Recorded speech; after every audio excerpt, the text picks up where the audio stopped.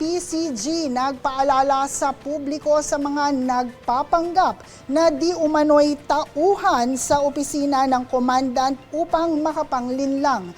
Ang mga nagpapanggap na individual ay sinasabing sila ay inendorso ng mataas na opisyal ng Coast Guard upang makapanghingi ng pabor o kaya ay makapagbigay ng impluwensya.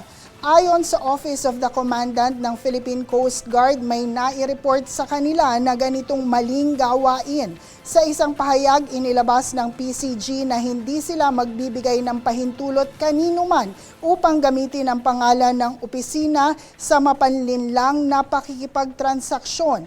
Pagpapaalala sa publiko na maging mapanuri sa mga manloloko. Ayon sa Coast Guard, agarang i-report sa kanila kung kayo ay may maranasan na ganitong gawain, maaaring ipagbigay alam sa kanilang social media sites or sa pinakamalapit na Coast Guard unit.